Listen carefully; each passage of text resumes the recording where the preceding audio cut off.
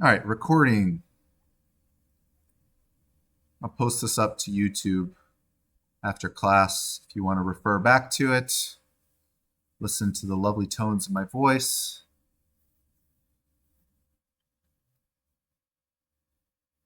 All this stuff is fairly straightforward too, so there's thousands of tutorial videos of how to do these things, albeit not with me. But let's open up Unreal Engine.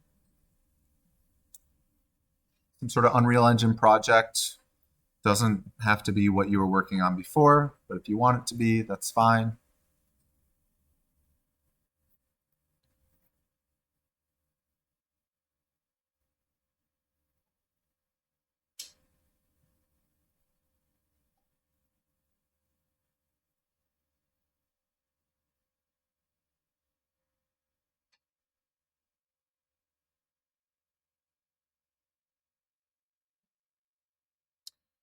And let's go to Mixamo.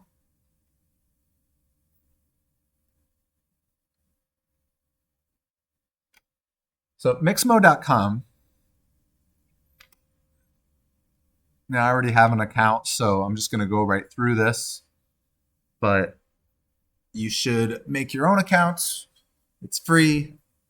If you have an Adobe account already, IDM, you can use that.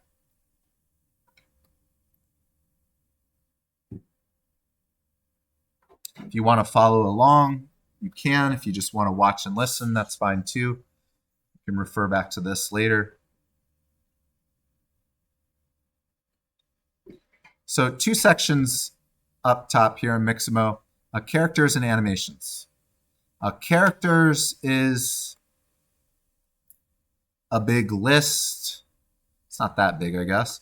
A list of different 3D characters. Everything from warrior woman here to dude in cargo shorts to zombie guy to this little mouse buddy here, which is super cute, especially its little tail. We have some characters here to use. Much more on the cartoony side, I would say, but that's fine for our purposes. What we learn with this pipeline, it doesn't really matter the fidelity of the character, whether they're more on the cartoony side or photorealistic. The same premise, it's the same sort of idea underlying this pipeline.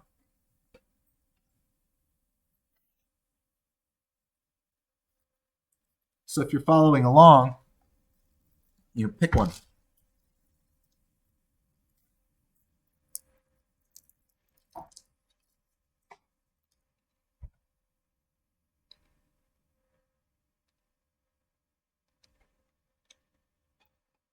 I might just pick this mannequin.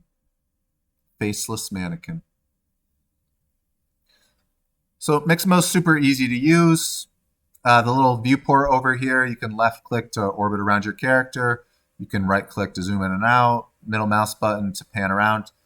It's the same sort of 3D navigation. If I click on this little skull icon here, I can enable the skeleton view. All these characters have skeletons. Even Mouse Guy has a skeleton. And the skeletons are the same. When I say the same, I mean they have the same joint structure, they have the same number of bones. Yes, Mouse Guy might have a much longer, it has a taller head compared to Jolene, I guess is the name of this character. Jolene Leaf Lady. But they have the same skeleton.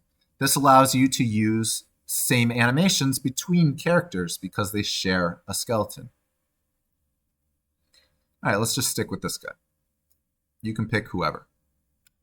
So characters, and then if I go to the animations section, I just choose an animation and it gets an animation. Doesn't get more simple than this. Dying animation.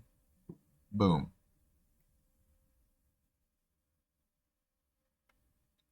The animations are not perfect. The hands here don't fall down to the ground. So if there was gravity, I know this is a mannequin. Maybe its range of motion doesn't go that far, but it's not perfect, but good enough for our purposes.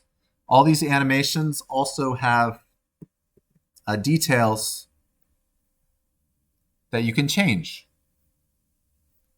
Overdrive is like turbo speed if you want to speed it up. Character arm space controls how far out the arms are from the body. Because if you have a character that has, I don't know, a big belly or something, sometimes those animations might cut through the geometry of the character, which would look bad. So in that case, you want to bump out the animation so it doesn't collide through its stomach anymore or any part of its body. Its arms are bumped out a little bit. Does this look perfect? No. To do things super professionally, everything needs to be custom, but we don't have time for that. Character arm space, if I bump this out, you'll see that its arms should bump out. Even when it falls, they're much farther up. Well, maybe I can get them on the ground what if we pause this here, lower down character arm space. Oh, they get closer to the ground. This is going to be a trade-off oh, they're pretty much on the ground now. Let's just say that's good enough. But at the expense of getting the hands on the ground, do they actually go through the rest of the body at points? Thought I saw it go right there. This sort of thing, it's going to happen to you all the time. Today, and also with your motion capture data. In a perfect world with a lot more time and a lot more 3D knowledge, we would solve all these things, but we're on the clock here. So some of these things we can fix, and you will learn how to do that custom in Motion Builder in a couple weeks, but it's inevitable.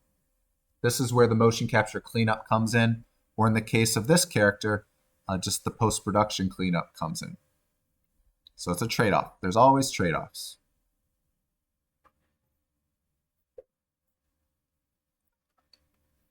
Other animations. Idle sequence. Or no, this is a defeated. Angry defeated. Zombie idle. They also have poses here. This is a weird pose to zoom in on. But if it's called a pose, that just means it's a still. So it's just a frozen pose. So if you animate these into Unreal and you're freaking out why it's not animating, it's because you selected a still pose. Okay? If it's not moving in the thumbnail, then it's not animated. There's also animations that physically move forward, like this. So this sort of walking and this sort of running looks different than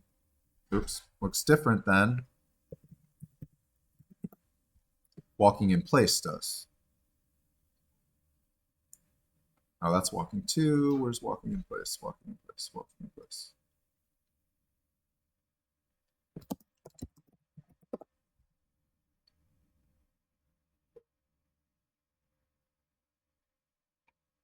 Why can't I find it? Oh, duh.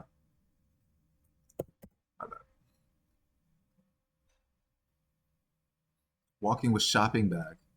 So this is walking in with shopping bag using its root motion to actually move in the world. But then there's a little checkbox here that says in place. In place changes that motion. Looks really bad, but now it's just walking in place. So you would have to physically keyframe this model in Sequencer and Unreal to move it forward, to kind of move it at a pace that looks good for its leg movement. Why would you want something like this? Well, the in-place stuff blends a lot better than this does. Because if I try to blend this when it's walked forward a couple steps with like the dying animation that starts back here, you're going to get some really weird warping as it's walking forward, and then all of a sudden it has to warp back to its 0, 0, 0 spot to start dying. So some things to think about. Obviously, it's going to depend on the animation you pick and what you're trying to do. That's kind of what I want you to think about during your homework assignment. Is just playing around with these options. You know, this is like a store of animations that are just going to work for you. This is not anything that's really that difficult about this. I just want you to get familiar with the pipeline and importing, because when we start doing the more difficult things in here, you need to have these basics down. Like there's an option for bag weight to control here. I wonder what that looks like. The bag is very heavy. Doesn't really look that different. Bag is very light. I guess the shoulder went down a little bit. Yeah. The stride. Let's crank up that stride. Yeah. And very slow. I guess you should slow it down with the happy bag, right?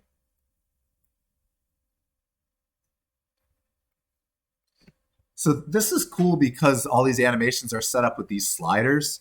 In our case, with custom motion capture, it's not like we're going to have a bunch of sliders to speed things up and control bag weight and that. Like that's going to have to be acted by you on the day of the shoot.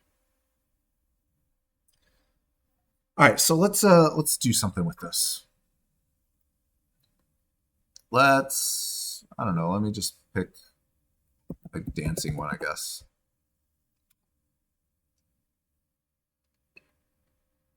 Sure.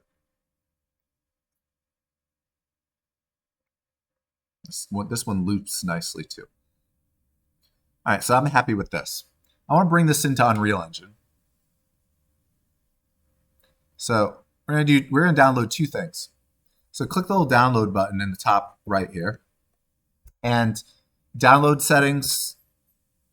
Most of this stays the same, but I do want you to change the skin option. We're gonna download it with the skin and without the skin. We talked about this a little bit earlier, but I think this will make it a little bit more clear. So I'm going to say with skin, actually without skin. Without skin, and this is going to get me just the animation and the skeleton. I'll actually rename this. Just call this Manny for mannequin. Well, you know what? Naming conventions. A for animation, A_ Manny jazz dancing.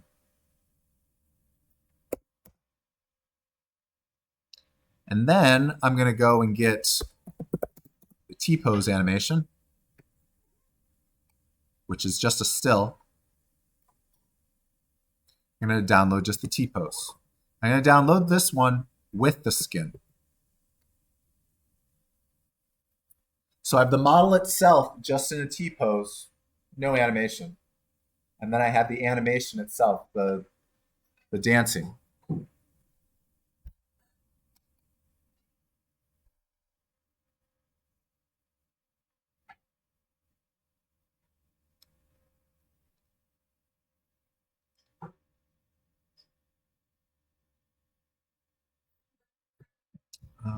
Skeletal mesh. It's because it's not an animation. SK_. Just call this Manny. So I have two files. You could do these combined. You could just do the jazz dancing with the skin. But I'm showing you this for a reason, because we're going to start to import multiple animations, and they're all going to be applied to a single character.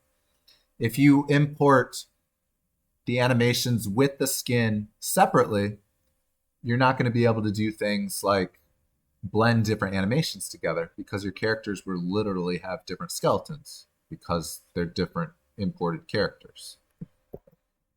All right, so we're going to jump over to Unreal. I'm going to do a new level. Basic. Get my content drawer. Create a new folder here. Just call this Manny. And import. I don't think we've imported anything in Unreal yet. So in the content browser or the content drawer, the import button. Import. Browse on your hard drive wherever you downloaded this to. Notice the file size difference here between Manny T-pose and then the jazz dancing. The T-pose is just a still. You would think, oh, it's not moving. It should be smaller. The jazz dancing was moving all over the place, but it is very tiny compared to what was seemingly just a T-pose still. The reason for this is that one has the mesh data, one has the polygons, the other one just has a skeleton and animation keyframes. The skeleton and animation keyframes are nothing compared to polygon data in terms of file size. So let's import the mesh first, which I called skManny. When you import things into Unreal, you get this little pop-up here. For the most part, we can keep this all the same in this case. An important box for you to keep in the back of your head, we're not going to check it right now, but never fails. Don't let this person be you.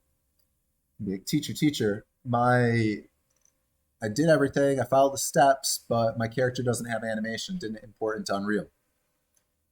You didn't check the box to import the animations. So Unreal didn't bring in the animations. That's why. I'm not bringing any animations in for this character right now because it's just the T-pose. But when you start to bring in animations, be aware that this is a box that can and cannot be checked, depending on what you're trying to do. So no animations, I'm just importing the mesh.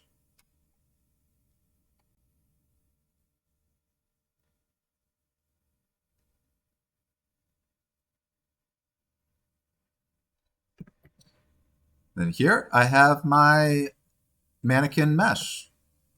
Double click. There it is in all of its unanimated glory here. This is called the skeletal mesh window in Unreal.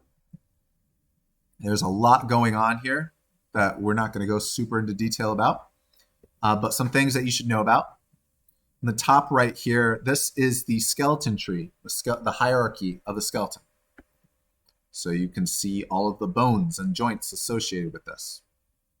If you click on one, it will show you where it's at on its body. It's what you would expect. The hips are where the hips are.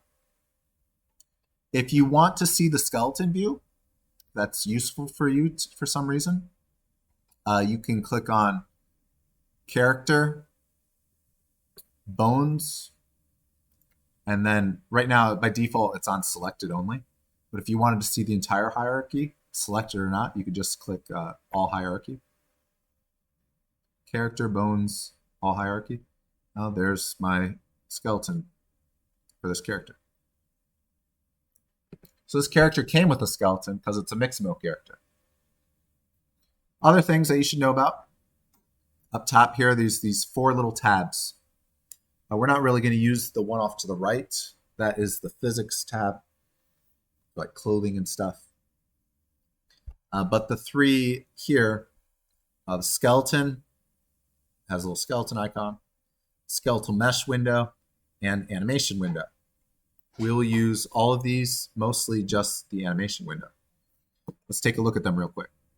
So this is the skeletal mesh window where it shows you, the character. This is a window that just focuses on the skeleton. So you can see the whole skeleton. I already did make it so you could see the whole skeleton here too, but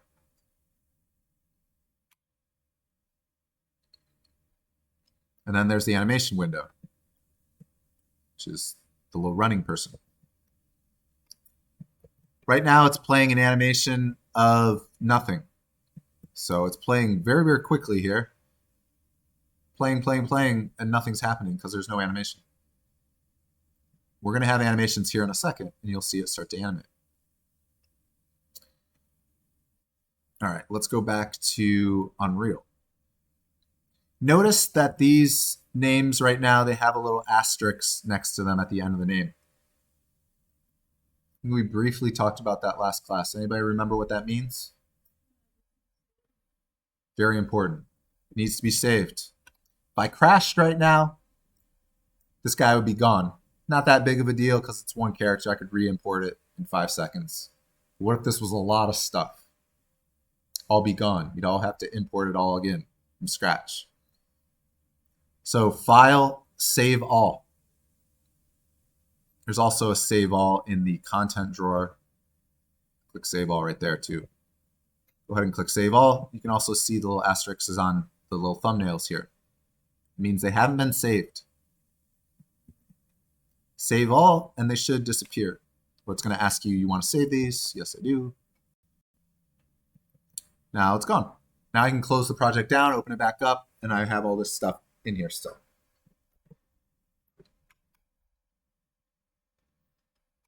Okay, let's import the animation. Same thing. Import in the content browser. Now I'm importing the animation file that I named a_Manny_jazz dancing. A file that is very small, 428 kilobytes. Now we get this pop-up window, and it's asking, do you want to import only the animations? Yes, I do. Another thing to note here is that there's a little section right here called skeleton. Usually, 9.5 times out of 10, Unreal Engine's pretty good at identifying which skeleton to use. If you start importing a lot of very similar characters or even the exact same character with different file names, it could get confused. You could get confused too. You can click this drop down and assign it a different skeleton should that not be the right one. These other skeletons that I have in here right now are other skeletons that exist in my content browser from Fab Assets, built-in content, built-in starter content assets from Unreal. There's not a ton in here, but there are other skeletons in here. If you pick the wrong skeleton, you're going to get bad results, or you might get an error message saying that it has different number of bones. Usually this is auto-selected for you, but just know that this is a thing. All right. Click Import. And now it just imported one new file, just the animation by itself.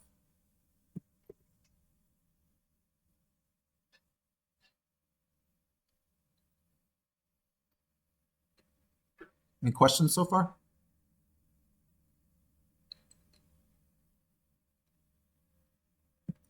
I guess hovering over it doesn't actually show you the build size like I was talking about earlier. Yeah, maybe because it's a skeletal mesh. What about one of these?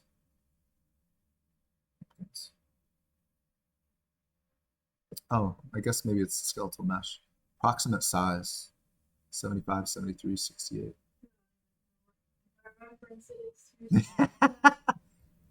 Well, what do you mean? The other pumpkin is 75, 73, 68 too. And so is, no, this one's 68, 68, 59. That's exactly the information you needed, right?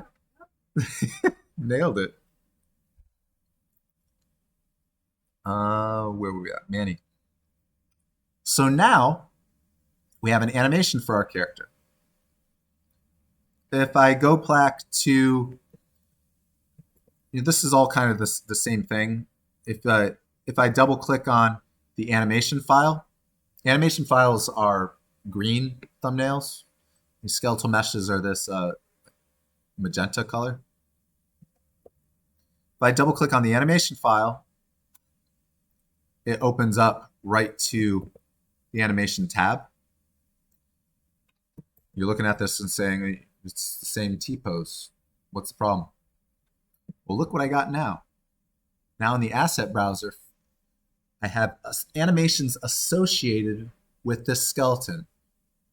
and associated with the skeletal mesh. So all I need to do is click on the jazz dancing one, and we should get some lovely jazz dancing. Ta-da!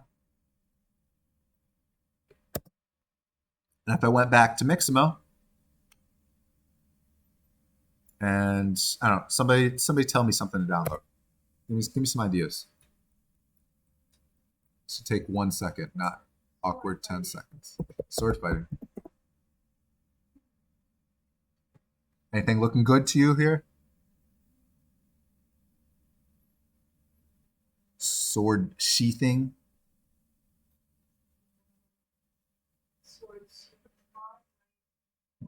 What? Sword and shield? You know, this is going to look super lame because we have neither a sword or a shield. But maybe that will give us an opportunity to stick something in the person's hands, which it's not something I planned on, but could still be cool. So this is what it's going to look like. Is this what you dreamed of?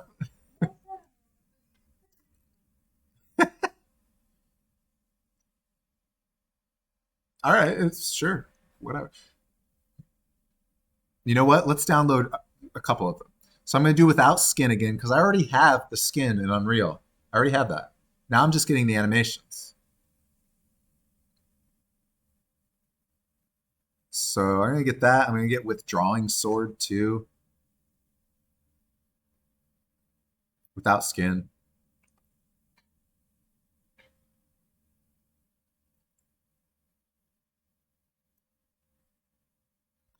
Just going to clean these up.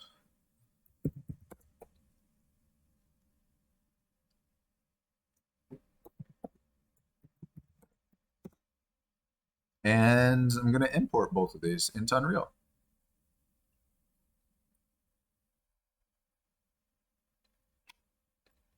Two animations, also very small in file size.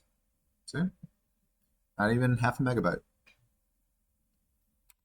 Import animations. They've already selected the right skeleton. Import. Get two new animation files here. And if I go back to my skeletal mesh editor here, I have those new animations in here, which I can then play in Unreal Engine. So that's cool. This is in the skeletal mesh editor, but what if I wanted to put it in my actual world? Well, that is the next step. We can always drag these things in to the world, but it's just standing there. We have to assign it the animation. Over here in the details panel, we can change the animation mode to animation asset, and that will let us select an animation to play. Right now, none selected. If I click here, it gives me the option of all the animations that are associated with the skeleton. So let's just pick the jazz dancing, I guess. It's still not playing though, because we don't have a mechanism to play right now because we haven't put this on a timeline. We'll do that after we come back from break. But here we have options for looping and playing. Initial position. If I scrub the initial position with my mouse, I can change, you can start to see it animate. If I click the play button up here in Unreal, it should play. Well, as a third-person character, I suppose. Oh, yeah, beautiful. Work it, Manny. Looking good. You're a little short, Manny. Oh. But we're not making a game, so clicking the play button doesn't really work for us. What we need to do is we need to put that animation on a timeline. So when we render out a film, it plays when we want it to play. And the jazz dance turns into the sword and shield 180-degree turn, and then we pull out the sword. We're going to do all that when we come back from break. Questions before we break? All right. Let's come back in half an hour. Let's just come back at 2:20. Oh, you import the skeleton animation at the same time, or you have to overlay Because like, what if I want to mask our animation? If you want to what over? Like mask. Right. Um, could you do like both the skeleton and I imported 2 animations at one time here, but if you want to do the mesh and the animations, no. Because you need to specifically say, I don't want the animations on this one. right? So I usually do that one first, the mesh, and then the animations after that.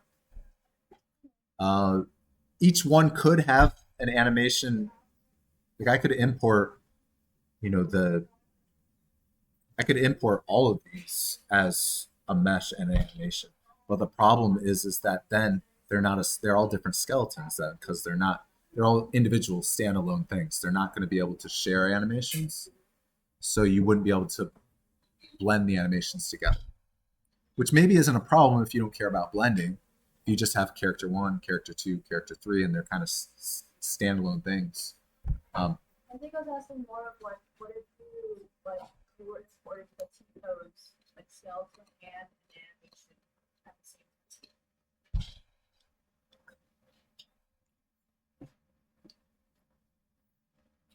I was assuming not, just because you have to do two different things in the menu. In this case for Mixamo, this is between you and me. In this case, because of Mixamo, the T pose is an animation. Oh, Because that's the only way that I can get the T pose in Mixamo is I selected it from the animations list. I see. In reality, it's like if you put the mesh in if it's modeled in a T pose, which most characters are, because they're ready for animation, then it's not an animation. That's just what the polygons are in. That's the mesh. Right. So in that case, I still don't think it's going to work. I wouldn't think It's separate things. note to Because self. yeah, Because otherwise, to me, I would have just like select all like the stuff that I just downloaded. yeah, I don't think that's going to work. It might. Try it. I'll try it. See Yeah. how it goes. Go ahead and break it. Will do. What's up? Actually, found the dog place of my Okay. possible, right? Yeah, do what you gotta do. Yes, I was wondering where you. We're just doing more advanced animation stuff. We're going to talk about cameras. We're going to put everything on the timeline in Unreal, and we're going to talk about rendering. Quite a bit of stuff. It is.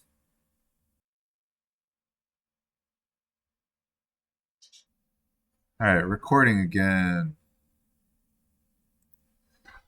Before we start putting all the animations into Sequencer in Unreal Engine, let's jump back to Mixamo and talk about uploading a model that doesn't come from Mixamo.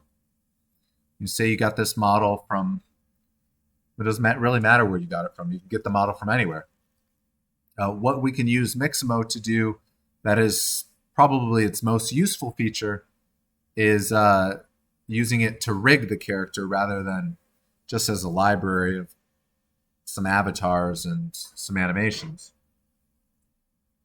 You know, the most valuable thing is its rigging ability. So if I go to upload character in the top right, Mixamo, it says I can upload a character to the website. It's looking for FBX files or OBJ files. I will say that Mixamo can have a tendency to mess up the textures, but usually that's not a problem because we can just reapply them properly in Unreal. So if it looks funky in Mixamo, usually that's okay. So I gave you all a file on Discord, test RPM underscore from blender.fbx in the general channel. If you want to use that, it's just a model to use. It doesn't have a skeleton.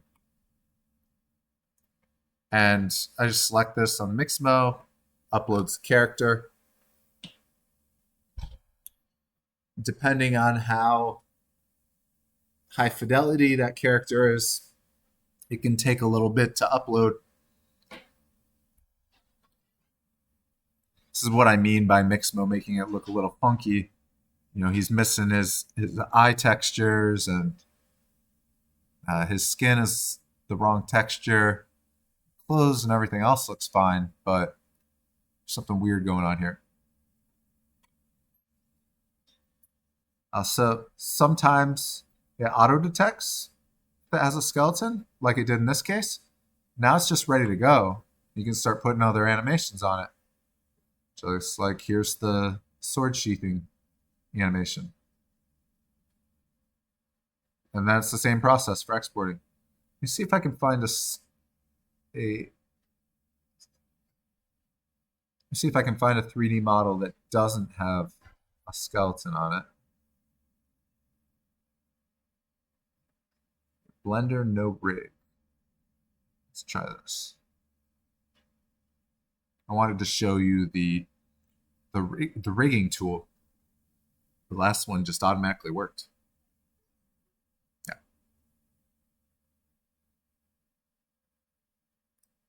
Check.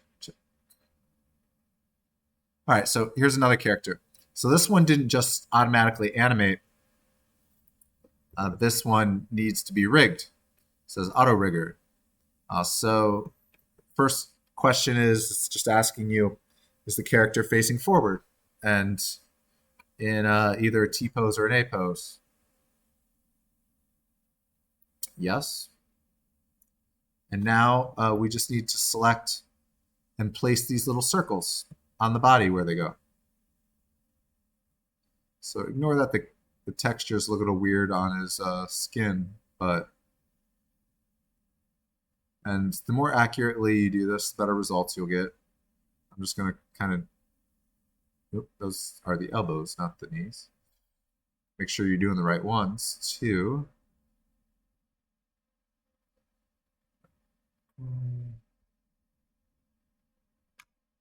And click next. So this also, depending on how dense the character is, can take a little bit of time or be very quick. Textures are screwed up here, but that's okay.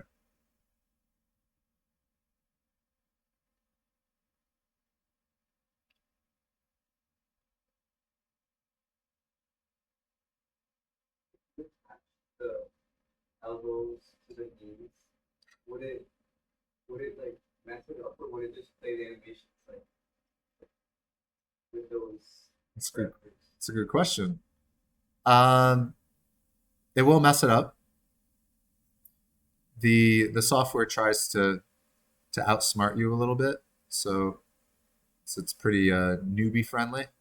But yeah, if you were doing that like manually in a 3D software, it would be very bad. But that's part of the assignment actually, is to not only bring something properly into Unreal, but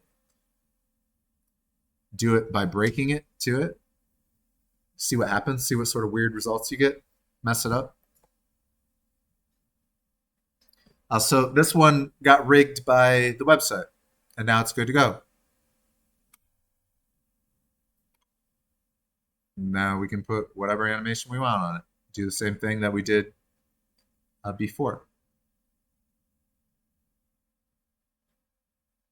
There's a little bit of distortion here, right there. And this is a pretty severe pose. That's the squat that the guy's in, but you can see some pinching. So thinking about like the character that you're using, their clothing that they have on, and what sort of animation you're going to end up putting on it is kind of crucial too. You know, if this character is always just in, I don't know, like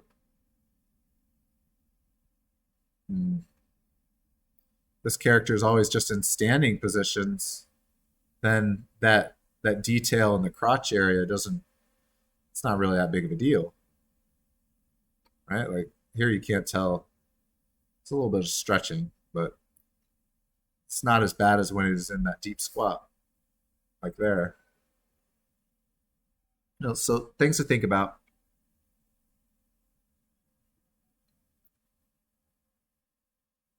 All right. Now we're going to jump back over to Unreal. So we had imported the skeletal mesh. We had imported all of the animations.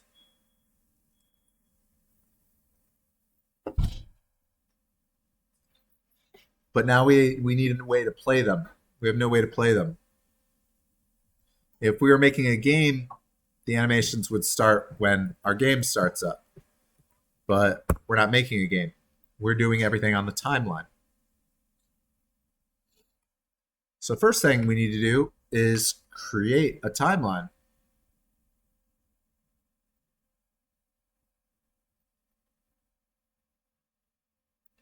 There's a lot of different ways to do things in Unreal, but this is one of them. We need to create a level sequence. So up in the top middle to the left of the play button in Unreal, the little slate icon, the film slate icon, click that and go to add level sequence. And choose to place this somewhere. I'm going to call this ls underscore, I don't know, I'll just call it Manny. Manny for the mannequin. ls underscore Manny. So I'm going to create what's called a level sequence. And you should see a new window pop up. It's called Sequence, Sequencer. In the content drawer or content browser, go and look wherever you save that. I now have a level sequence here. So, if you accidentally close down this window or something, you can always get it back by double clicking on that. And right now, level sequence is empty. Nothing here.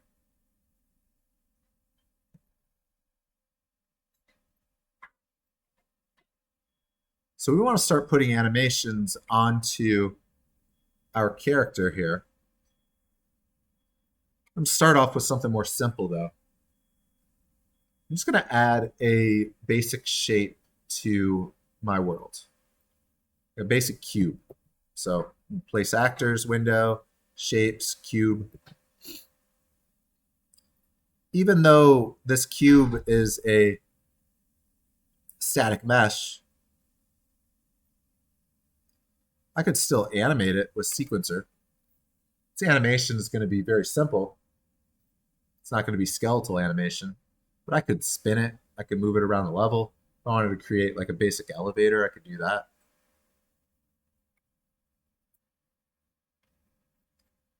The way that we animate anything in Sequencer is first we got to drag it into Sequencer and make it a track.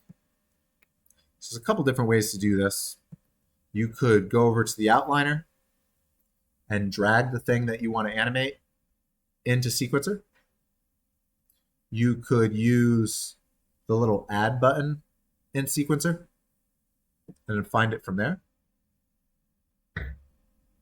Actor to Sequencer, you get a big list of things. It's kind of the same thing.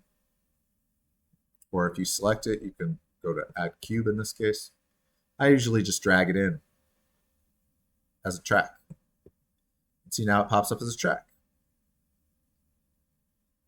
If you ever used a program, the simplest program that I could think of that this compares to would be After Effects. It's pretty much the exact same thing. So I could scrub this timeline by grabbing onto the timeline indicator. I can set in and out points. The green is the in, the red is the out. Right now, these numbers up top, these are frames. So right now my animation ends at 150 frames. 30 frames a second. So what, that's 5 seconds? The frame rate is right here. 30 frames a second is fine. Like most of these programs, you can always change the timeline size down bottom. So if we wanted to make this much longer, 240 frames, you could do that. You can use the arrow keys on your keyboard, just step incrementally. Down here, we have our play buttons, but we also have the green and red in and out points that we can set. There's keyboard shortcuts for all this stuff too.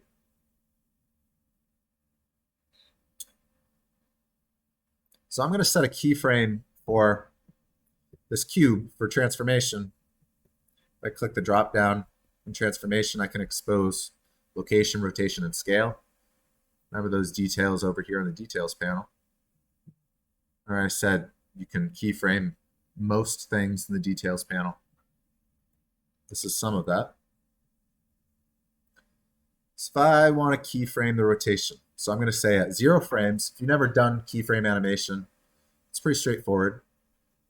You set a keyframe saying at this time on the timeline, in this case 0 frames, I want, in this case I'm talking about rotation, I want the rotation of this cube to be this. I'm going to set a keyframe. It's a little plus diamond in the middle there. Add new keyframe. And it puts a little keyframe on the timeline. And then if I scrub to the new time, say 240 frames, the end of my timeline, and I change the rotation, I could change it here. I could change it in the world. So just rotate like that and then add a new keyframe. So now as I scrub the timeline, ta-da, it animates very little. But it's animating. If I change this, I'm just rotating the yaw value, which is Z. If I change this to 720, I should get 2 revolutions over the course of 240 frames, which it does.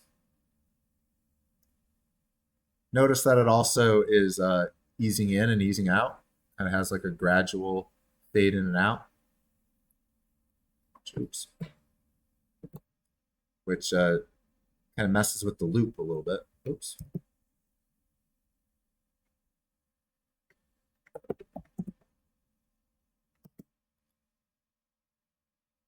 Kind of slows down right there. This can be a little hard to visualize just looking at 2 keyframes on a line. That's why most of these animation softwares that deal with keyframes, they have what's called a curve editor or a graph editor. Unreal is no different. This is a little graph editor button right there. If you click that, you'll get a much more mathematical view of our keyframe animation. And you can see it ramps up, it accelerates, and then it kind of goes the same speed. And then it gets to the end and it decelerates. So this is the curve editor is useful for visualizing that sort of animation data visually. I'm glad you asked. So that easing is set by what's called the interpolation of keyframes. So if I selected these 2 yaw keyframes, or actually let's just select the first one, show the difference. So if I selected it, and then I could right click on it, I can go to this little button right here. I'm just going to right click on it. And it says, what sort of key interpolation do you want? I set this to linear, then it's going to be a constant. There's not going to be any acceleration or deceleration. It's just going to be constant. So I'm going to set it to linear. See, it changes. The different interpolations have little different symbols. So that's a triangle. If I go back and look at, again, it's hard to tell here just looking at the symbols. You can't really visualize the acceleration. But if I go and look at the curve, see that easing is gone here now. It's still at the end because I didn't change that one. If I change this now to linear, now it's straight. If I go back and look, Obviously, it's the same in the middle, but towards the ends, it should loop seamlessly and no slowdowns. No, it's just constant speed. So this is very simple animation on a timeline and sequencer and Unreal. This isn't skeletal animations. It's just animating a very primitive, basic shape. But this is kind of the general workflow for all these things. We're talking about skeletal meshes. We're dealing with pre-made animations that we're importing into Unreal that were created somewhere else. So we don't really have that much power to manipulate them. But what I wanted to start by showing you something more basic. We can also look at like a light, for instance, too. So go back up to the Add menu, Lights. Let's just use Spotlight, I guess. Let's kind of set it in the same-ish position here. You know what? I'll set it over top of my little dancing person here. To make this a little bit more interesting, I'll turn down the sunlight.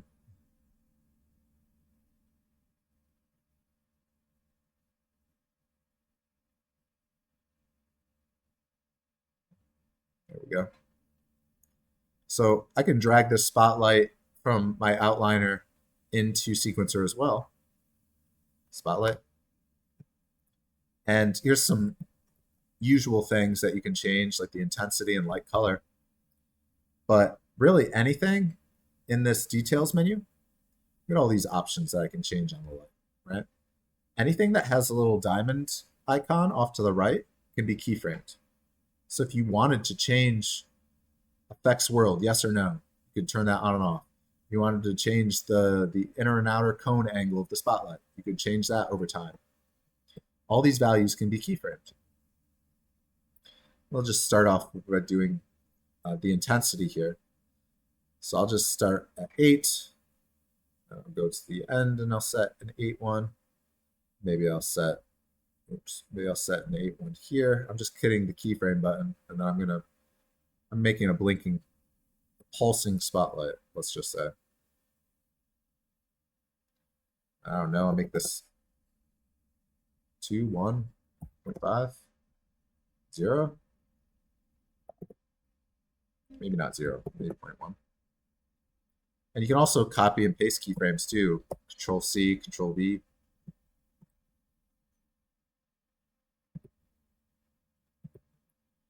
Let's see what the graph looks like for this. You don't have to use the graph editor, but here's the pulsing of the light. Dim and bright, dim and bright, dim and bright. I'll keep the interpolation, the easing on here. You can see the easing's it's not jagged. If I change the interpolation to linear, it would be like sawteeth. Harsh like that. It really depends on what you're trying to do. So now, pulsing light, animated. A lot of different ways to animate lights in Unreal, but this is simplest. You can animate the color over time, whatever you want. While our cube is still spinning for eternity. Looking good. So those are kind of basic Unreal 101 things that are good to know. Not super relevant to motion capture or animation with motion capture, but still things that you would come across in everyday use of Unreal. So I'm going to collapse these down so I can make some room. Now I have 2 tracks here in my sequencer. Now I want to drag in Manny, my mannequin here. A skeletal mesh. Has a little skeleton icon next to it. I'm going to drag that into my sequencer. And we have a transformation option. Transformation allows me to, let me just do something with it real quick, and you'll see. Transformation allows me to actually move the mesh across the floor. It's not animated, I'm just moving the whole thing, just like I'm spinning that cube. So that's not super useful for a mesh that has animation, actual animation on it. But just showing you why that's there. So there's this animation track right here. There's a little plus icon next to it. If you click that, I will get the list of animations that are associated with the skeleton, the few that we imported before break. So I can pick some. If I pick jazz dancing, now I have the jazz dancing on here. This is the length of it. I guess it's, how is it really that long? I thought it would be longer. No, it's really 61 frames. That's it. Really? I guess it is 61 frames. Seemed longer. So I could move this around, set it to the beginning of my animation, and if I hit the play button, when I mean play button, I mean in sequencer, not the Unreal green play button up top. Hit the play button in sequencer, or you can start it with spacebar. It dances, and then it stops dancing because the timeline is now past the animation. If I wanted it to keep dancing, I could drag it longer. You see these little dotted lines here, there and there. That's the end of the animation. So it's just looping the animation, which is fine because this animation was designed in a way for it to seamlessly loop. But 240 frames does not loop. You can see the chop there. Boop, boop. Well, how many frames was this animation? 61? So maybe if we just made it a little bit longer. You can also zoom in on check. If we made it a little bit longer. Now it's looping seamlessly. As well as doing the cube and all that. But now I would have to adjust my spotlight and my cube because, you know, there you see the cube pauses because I originally did it to 240. You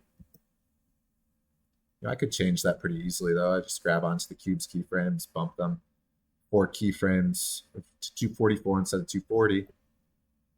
I think it's going to be that noticeable in this very quick and dirty demo that I'm doing. Oops.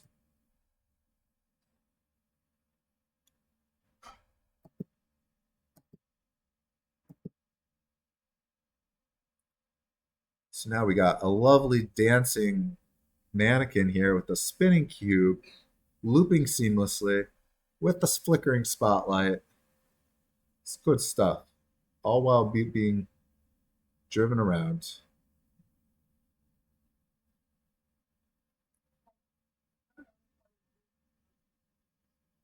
How I did what? How I move like this? Left click and hold, and you can just drive yourself around. So, yeah. Left click and hold, you can drive yourself around. Right click is like looking around like this with your head. Holding down both mouse buttons allows you to pan up or down. Scroll wheel, you can zoom in and out, but I don't really like that. It's too slow. Oh. So you're moving too slow. You have to pick up the mouse. Yeah. So in the top right here is a little camera speed icon. This is the editor camera. You can turn this up or down. Like if I turn this way down, now I have to move my mouse. Usually 1 is good if you're working with traditional human scale environments. But you know, if you have a massive world or you imported things with a huge scale, then you have to change it. Yep. So there's one animation. So bring in a character, put an animation on it. That's what we're going to do for our final project.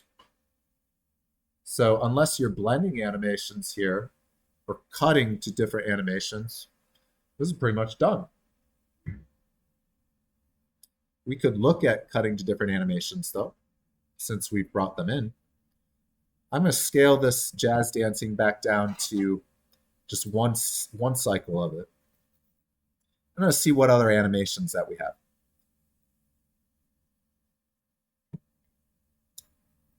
I was talked into doing this amazing sword and shield 180-degree turn. So we'll use that.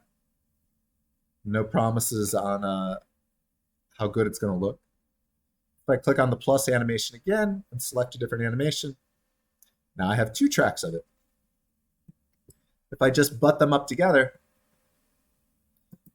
it's going to chop between them.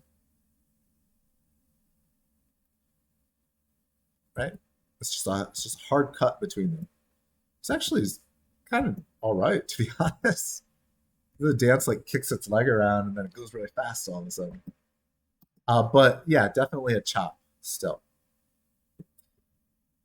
If you take the end or the beginning of one animation and overlap it, if I drag it over top of it,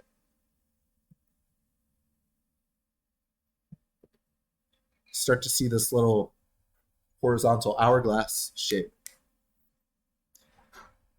This is blending the 2 animations together. So it's starting to do the sword and shield right here while the dancing's still happening. It's kind of blending the movements together, averaging them out. You know what? That's not terrible. I mean, it's still really fast, but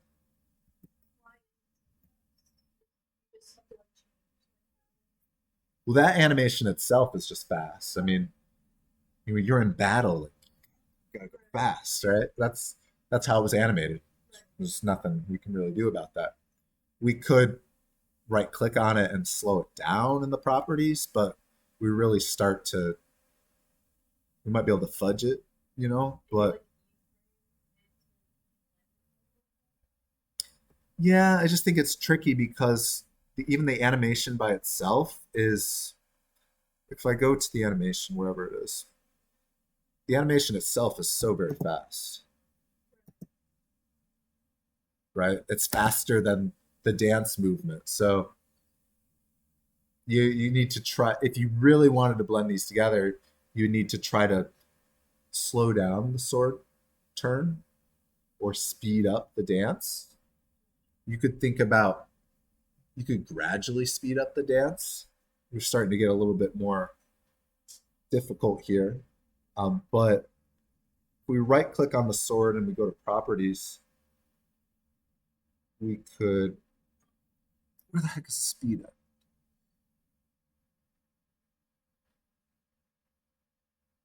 Oh, play rate. Play rate curve. Oh, this is new. Interesting. Oh, maybe this will allow us to do this a little bit better. Play rate curve. So maybe we can increase the play rate over time. That's interesting. So maybe we could start at like a 0.1. I thought it used to just be like a wholesale value, like speed it up or slow it down by whole value. But now you could actually map. That's kind of cool. I mean, it's still very fast, but well, it's too slow. But it did slow it down. Maybe we start at 0.4.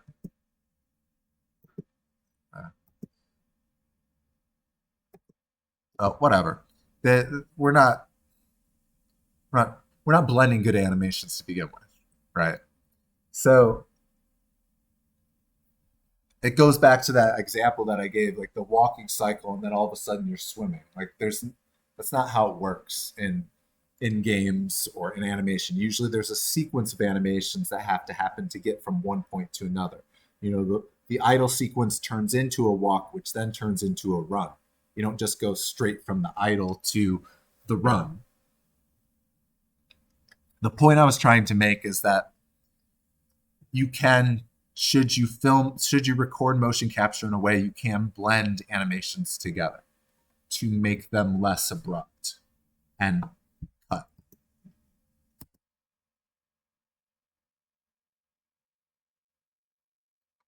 wonder what would happen if we put the sword withdrawing here. So that's kind of...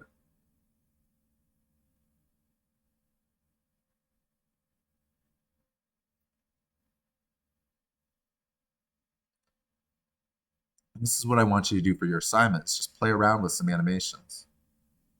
Like here, it takes the sword out. So maybe we find a dancing, dancing, dancing. And then I don't know, right here it takes the sword out.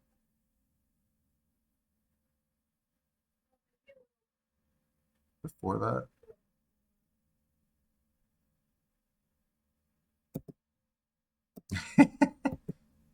It doesn't really even take the sword out.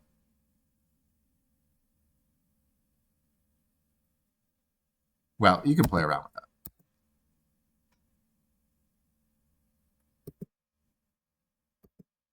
Be able to choose certain motions, like animation, but I only want to more attach it to like a different Mm, animation. That's super, super interesting. And, like, you have to go into some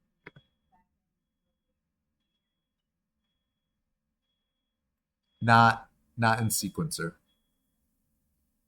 You could probably do that with the blueprint programming or making what's called an animation state machine, which is way above this class. Or you would be better. You'd have much better time doing it not in Unreal, but in an actual animation program like Motion Builder or Maya or whatever, to try to separate out those movements. Yeah.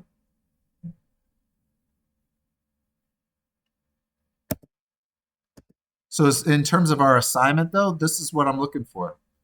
Bringing in a character, bringing in different animations, and make it make sense for your worlds. You can make a brand new world if you want. You don't have to use the ones that you did for last week. You can build on the one that you've already made if you want as well.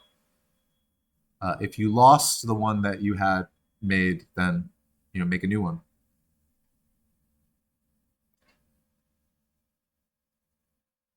So here we have 3 animations attached to this. And try to make them blend together. Try to make them not so abrupt.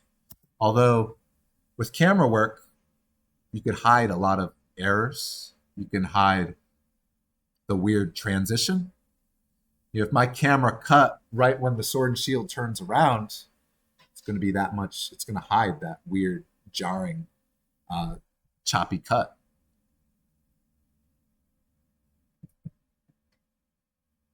This is a weird real world analogy, but I'm a big fan of watching professional wrestling, and it's like theater, right? It's scripted. It's not real in the sense that they're trying to actually hurt each other. But you notice when you watch it that when they do a big move, or WWE likes to do this, when they do a big move or something that could, if you looked at it straight up, you might see them miss their face when they punch them, or they're not going hard at it. They'll try to shake the camera a little bit, or they'll cut right when they fall and hit the mat, to cut to a different camera angle to just make it feel like that much more action packed and stuff. Same with your films that you do here. Camera work is really going to make it feel that much more alive.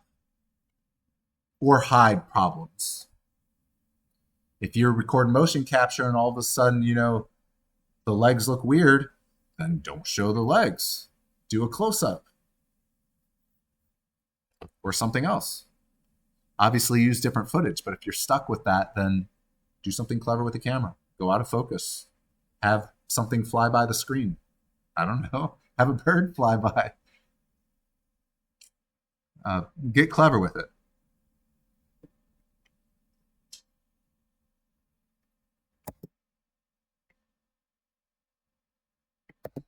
Maybe we can undo some of this.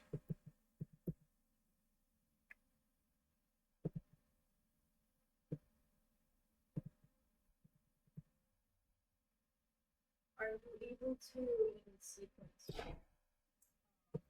have like relationship between skeletons? Like, let's say I want to like things moving, like walking together.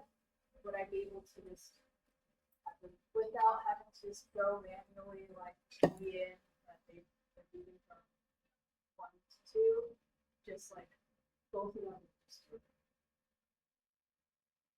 Since we have a motion capture facility, the easiest thing we do would be to actually record that. For this assignment, the hardest thing is going to be if you just want them next to each other. That would be pretty straightforward. But if there was like hand holding or something like that, that'd be a little bit outside the scope of this assignment. That would be something that you would want to record motion capture. It's like if one person's kind of leading the handhold as they walk forward or pulling on each other, doing that sort of animation is pretty tough. Not impossible at all, but then you just start to think about like how one rig influences another one, which gets very tricky. Would that make it just one rig then? Would make it as one rig or It depends on the shot. If your film is all about doing one shot, then everything has to be thought of in a different way than if you have camera cuts. Then maybe one shot, maybe one quick 2-second shot where they're influencing each other. They're designed in a different way that makes sense for that moment, and then you go back to them as designed a completely different way. I mean, it really depends just what you're trying to do, you know? Like having one rig seems crazy unless it makes sense for them to have one rig for the entire thing. You know what I mean? There's other ways to do things that would be cleaner, but I mean, you could do it that way, but there's other ways. But I guess fundamentally, it depends on like it's an effects shot, right? So how much time do you want to invest in it, and what does that mean for the rest of the shots if there are any other shots? And can you hide anything with the camera with or that sort of stuff? Yeah. But in terms of motion capture, yeah, you would get the best result. Like actually, yeah, you would. They would come in as we're getting a little ahead of ourselves, but they're going to come in as separate. So you have two actors on set. They're going to come in as two separate models with two separate animations. It's just that the animations were recorded together, so they're going to be pretty close together, right? You're going to have to still go back and clean up like fingers and stuff, but it should work fine. The finger cleanup would be the toughest thing. I mean, if they're just like walking, well, that's fine. Yeah, don't show fingers. But if they're like playing with each other's hands while walking, then it gets a little crazy.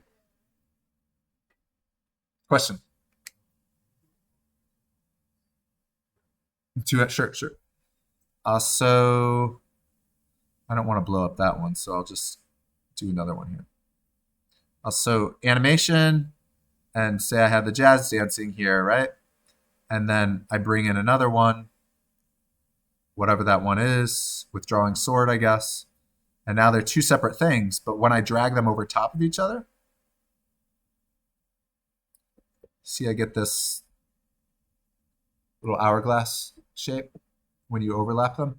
They also need to be on the same line too, because you can drop, for organizational purposes, you can drop them above and below, sort of like video editing style.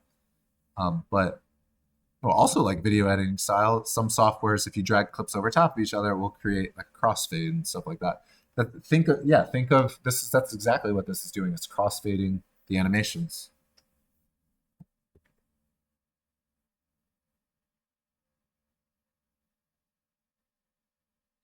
Any questions about that?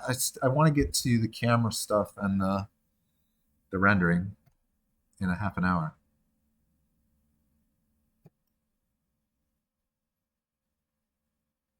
This is what you're doing for your assignment, so I hope it.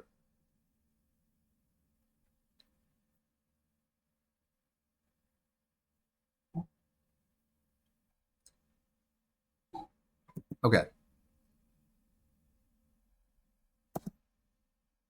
You know what? I want to make something a little bit prettier here. So we're going to keep this. So I'm all right with that.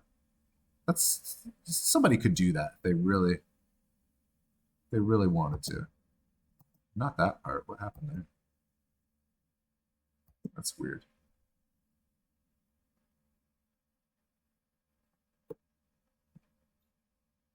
Oh, it's because the interesting. It's so it cuts there. The sword and shield one is actually too short. So see it loops right here. Boop, boop. The little dotted lines. You can see the well, not with my thing on there. It loops right there. That's what it was the problem. So I'm gonna trim it back to there. Whip around. And then I should get a run animation and just have him run and then whip back around and go back to the dance. But we don't have time for that, so we're just going to brute force going back to the dance. Which is going to look weird because they're facing the other way.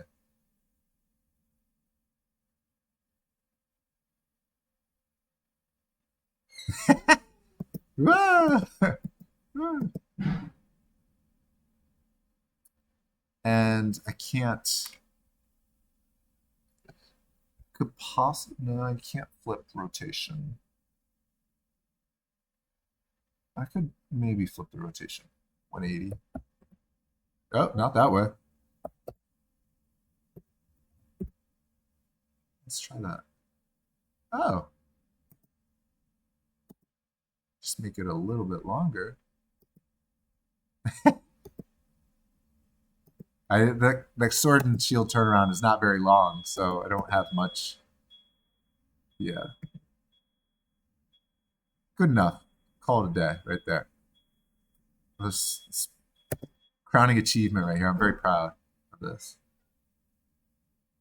It's really the spinning cube in the distance that just perfecto. All right, let's talk about camera animation then. So, a couple different ways to add cameras in Unreal. Probably the easiest way, since we have Sequencer open, is to click on the little camera icon. It's like an old-timey film camera icon. And when you do that, it automatically creates a camera. It also automatically creates this camera cut track that I was talking about.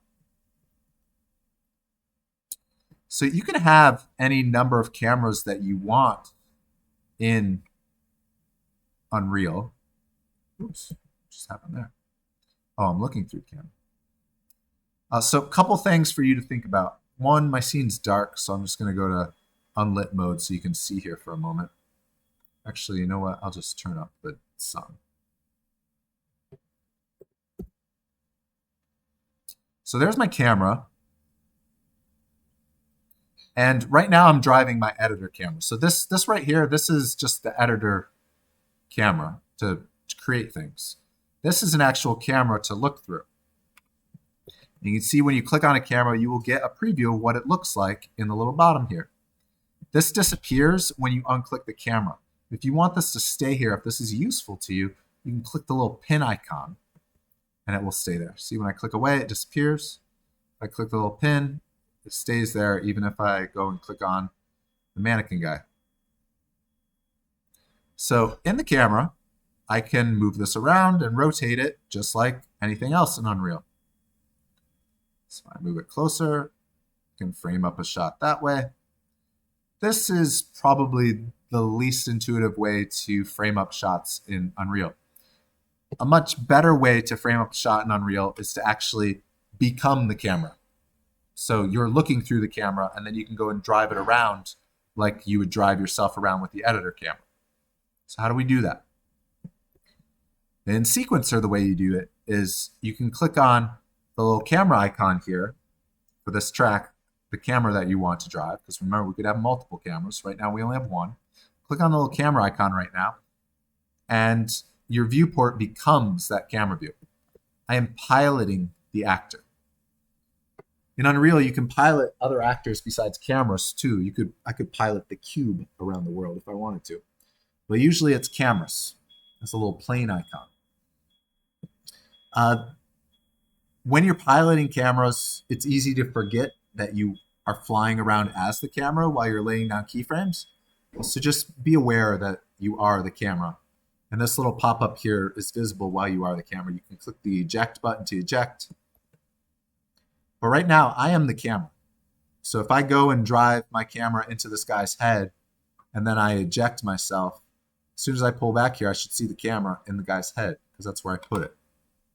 If I go and click on the camera again, now I am the camera. I can drive it away from him and go and look at his fingers or something. No, it's out of focus. Now I eject. Now the camera's looking at his fingers. So that's how you can frame up shots. So if I go and I start, I don't know, I want to start far away here in the dark. This guy's going to be dancing.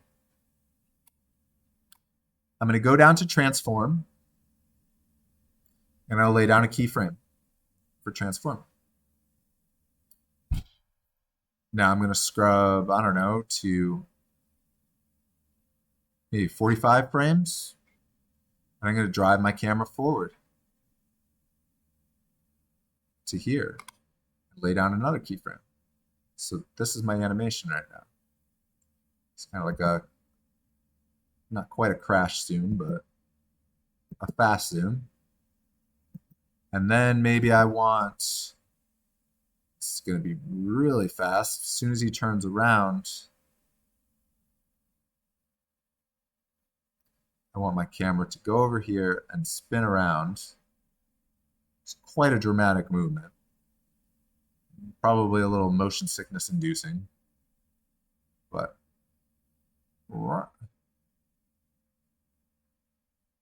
would this look better with a cut? I think it would, but we're doing one animation here right now. Whip around, it's like a whip pan. Not the prettiest whip pan, but you get the idea. Same thing with the keyframes. Remember, you can change the interpolation of them if you don't want the easing. Goes back there, and then, I don't know, maybe we'll just have it gradually fade back out. Very exciting stuff.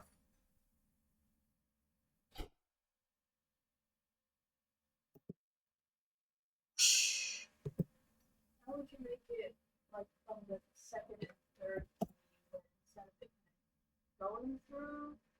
It like Wraps around? That's a great question. So, looking at these keyframes like this, it's kind of hard to visualize the track of the camera. So if I eject myself as the camera, either with the ejection button there, or I just click on the camera icon here, so I'm not the camera anymore, so I'm not piloting it anymore. I should probably turn back the sun back on. If I click on my camera here, I can see the motion path of the camera. So at any point here, I could go and add other keyframes. So maybe I want it to, I don't know, bump out here. So I could move it out and then add another keyframe. See, it bumps out. Maybe not the, maybe I have to adjust it a little bit. Maybe I want the animation, I need to rotate, oops. I need to rotate it to face the person a little bit more. Another useful tool for you is the auto keyframe button. This little diamond with the key in it. You click that on, it creates a key anytime that any sort of properties change. Notice that, or let me just go back here for a second. So I don't have a keyframe here, right? If I move my camera here like this, it doesn't make a keyframe until I go and click the keyframe button. But if I have the auto keyframe button on and then I move this, it automatically creates a keyframe. Be aware that you have this clicked on, especially if you're piloting the camera, because you could forget and you'd be like, oh, I want to go over here and edit. And then you forgot that you're still the camera and you just created a bunch of keyframes over there. and messed up all your animation. Be aware. So I don't know, maybe I want this to come, and then here I want to make sure that it is rotated. So I'm going to go rotate the camera a little bit more to get the view. And then let's take a look.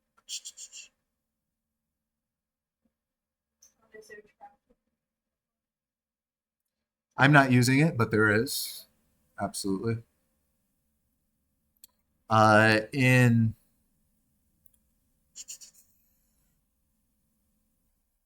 I don't really have that set up right now, and I want to get to the rendering.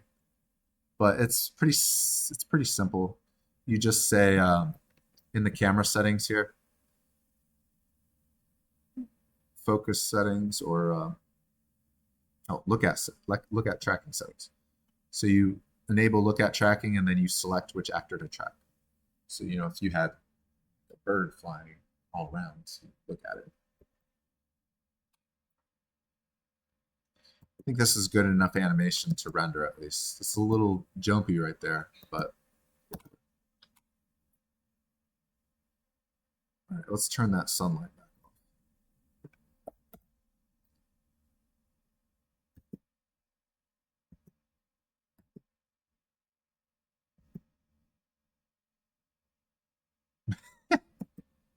Why does he jump up in the air right there? Steps up. Yeah, that's weird. Maybe it got rotated somehow? No. Maybe no. It's weird.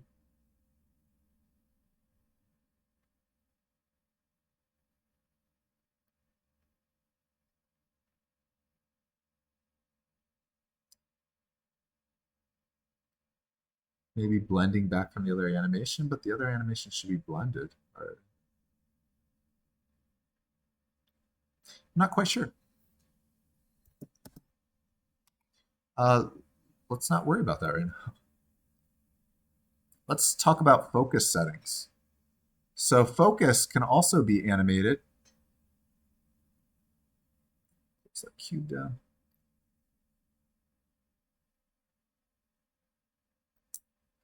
Focus can also be tracked too. So focus distance here, manual focus distance.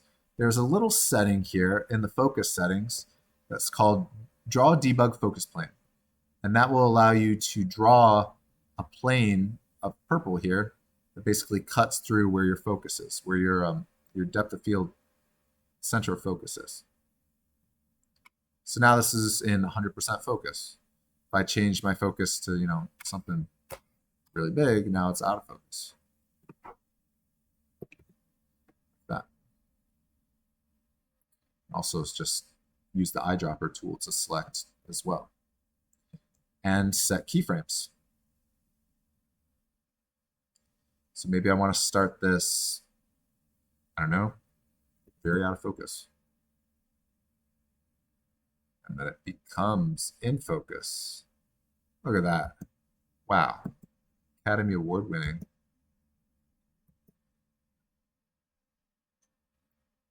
Or maybe it goes maybe here. It just blurs like crazy.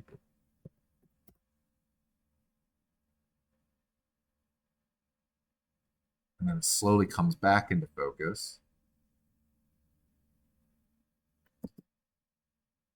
Wow, look at that.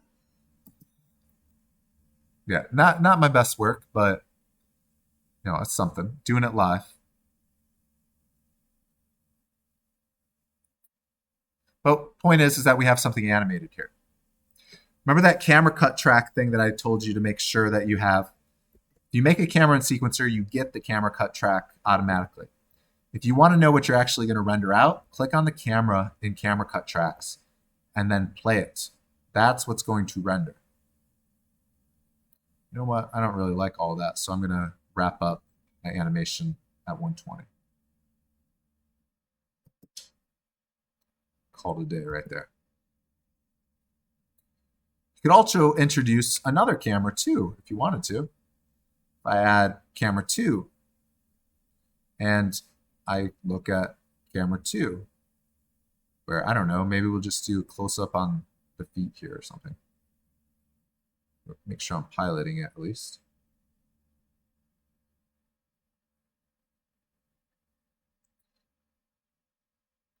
So if I wanted to add camera 2 to my camera cuts track, I click the little plus here, and it asks me which camera I want to cut to. Remember, this is like a director saying, camera 1, go. Camera 2, go.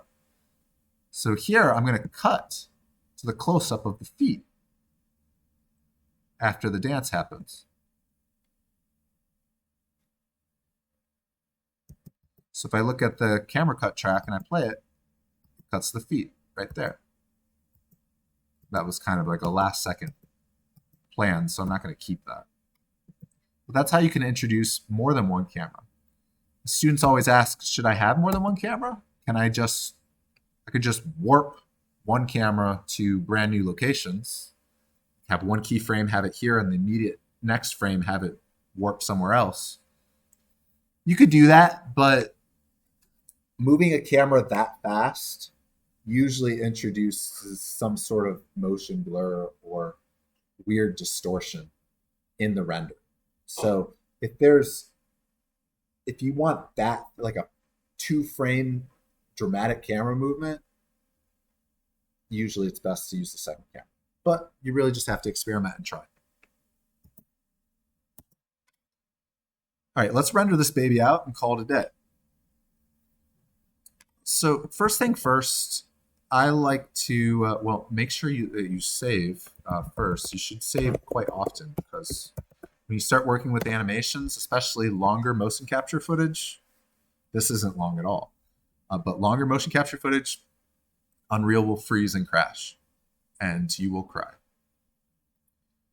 I like to turn on the plugin for ProRes rendering.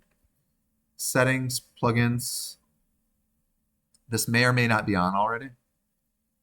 ProRes. It's not on. ProRes Media. I have to restart Unreal to do this, so I'm going to restart.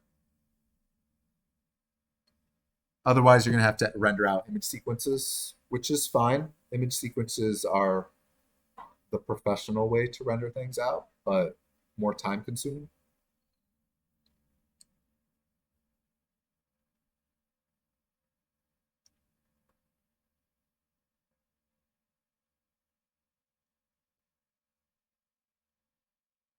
Once Unreal loads again. While Unreal's loading, we can talk about the assignment.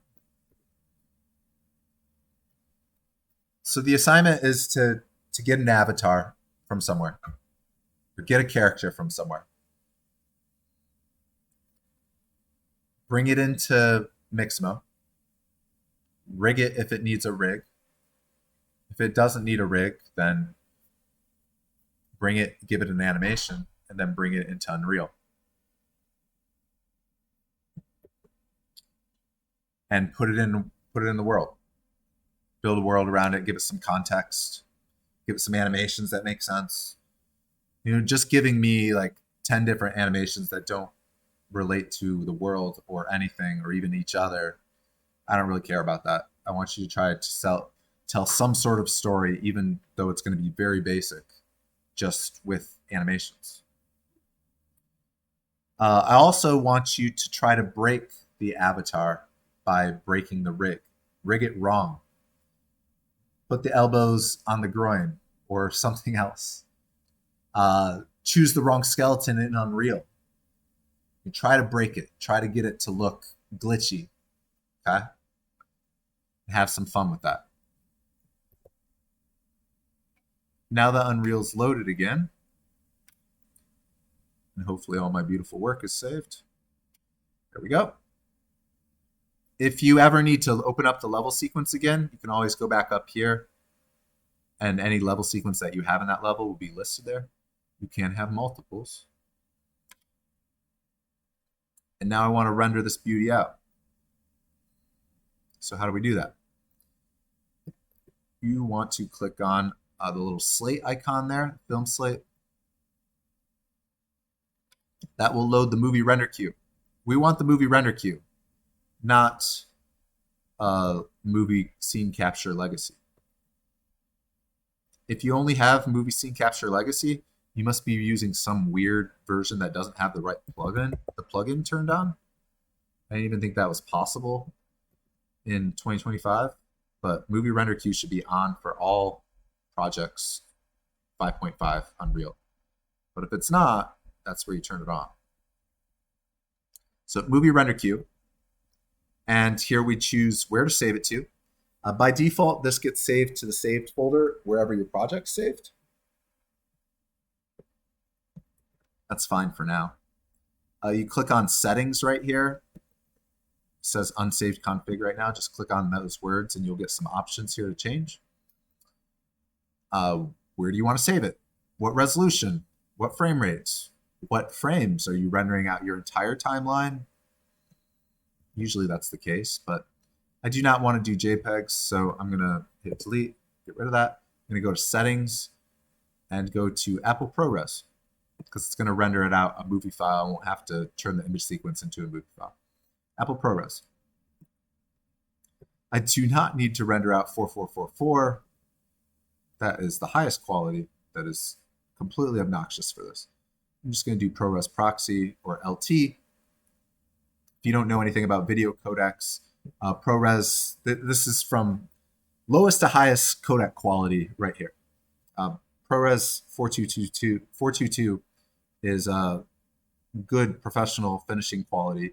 4444 would be alpha channel, and Proxy and LT would be lower quality, which smaller file size, fine for this small assignment. There are some other settings in here that we can change, but we don't really need to mess with those right now. In the future, we can look at them. I'm fine with, this is not my best work, so I'm not going to do 4K or anything. You know, if you want to send this to mom, you could up this to 6K or something, post it up. But I'm happy with that. Click accept. And then you got to go to render. Render local. So we don't have a render file. Render local. You'll see this window. You might need to compile shaders depending on what sort of world that you have built. My world is just the default template, very basic. So this is quick.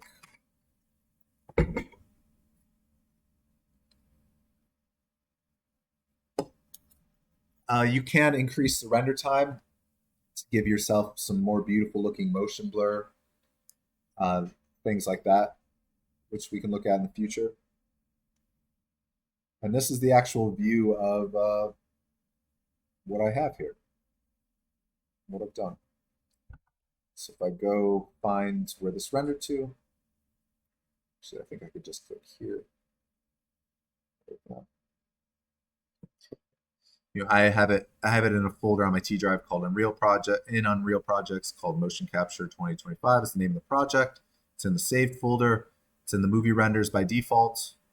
And here it is. I have a movie file, which I can then post to YouTube for everybody to marvel in its beauty.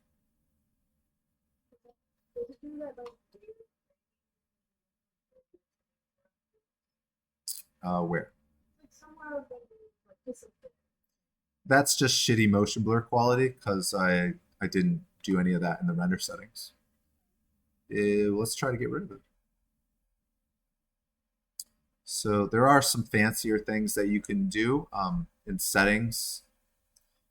You know, professionally, the best way to render out things professionally the best way is EXR sequences, but it's a little outside the scope of this class. PNGs would even be better too, but ProRes is also okay because we're not really doing any post-production in here. I teach a class that's all about compositing, like multiple layers of rendering in Unreal. So we render out transparent backgrounds in Unreal and stuff. We need to use image sequences for that. What were we doing? The anti-aliasing. So there's an anti-aliasing option here. This is a little overkill for almost all of you for this, but anti-aliasing, you can increase these samples. This will increase your rendering time a lot, but it will give you better results. Or fingers crossed it should.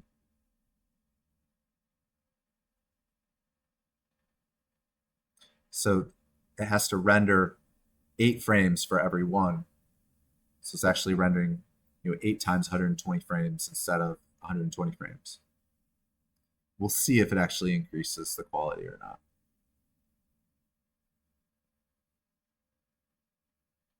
Put me on the spot, so I'll probably fail miserably. I was thinking since we're outputting for film, I would start. Oh, was I outputting for 24? Yeah, you're right. I don't remember because we started off. Yeah, you're right.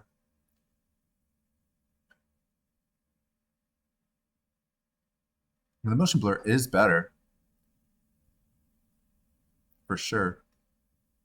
But yeah, I didn't even check the frame rate. Yeah, you should definitely match the frame rate. Which default's 30. I didn't think I was outputting 24. Did you see that?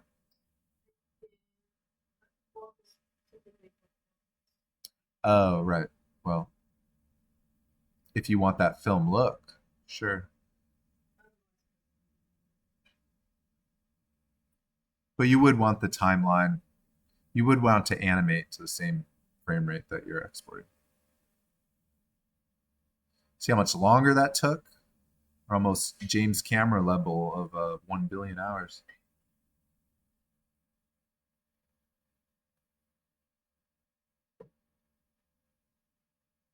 There's still a little glitchiness, but it looks different. It's also an insane whip pan that's out of focus. I'm not going to dock you points for glitchy out of focus bits in your film. At least not right now. Those sorts of processing things we can talk more when we get into the final project. Other things that I wanted to cover today that we did, post-processing. I guess we'll kick that down the road a little bit. We didn't talk about control rigs at all. Maybe that makes more sense when we get into Motion Builder anyways. Hopefully not too overwhelming, but a lot of stuff. Seems like a lot of stuff, but I think it's fairly straightforward still. Remember, Unreal is Legos. You're just arranging the Legos. Once you get everything into Unreal, I feel like it's easy. The importing of things can be challenging, though. Motion Builder will be challenging, mostly because it's a piece of crap software. But any questions about the assignment? Hopefully you make something that is exponentially better than this. No pressure. All right, next week we'll be back in the motion capture room. Be really useful if you could talk with your motion capture group about some sort of plan so you're not figuring that out on the spot, so we can maximize our time. What sort of plan? Whoa, for my midterm, I want to have motion capture footage of me running. Cool, write it down so you have a list, a shot list of what you want to record. It's not, I'm not asking for like storyboards or anything, although that would be cool. Just have some sort of plan so you don't go in blind. I think last time we had to share because we had like 1 or 2 more groups, so you won't have the entire 2 hours for your group. So you just come in prepared and have some sort of idea, and I guess over the next week, like really think about what sort of world you want to build for the midterm. And the midterm is a very basic version of making a film. Okay, don't get too freaked out about it. The midterm is just about putting all these pieces together, so it doesn't need to be the most amazing thing. For me, it's mostly just seeing that you can walk through the whole pipeline and all the steps. Okay, the beautiful project is in the final project. This is more of a technical exercise. But that being said, know what sort of world that you want to place this animation in, because that's going to inform what you do. You know, if you're swimming or running or whatever, like have an idea.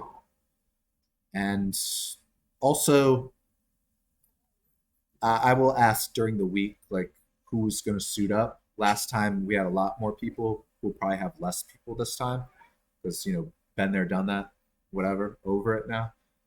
Maybe not. I don't know. But just to give me some sort of idea of how many suits we need and that sort of stuff. All right. All right. See you next week.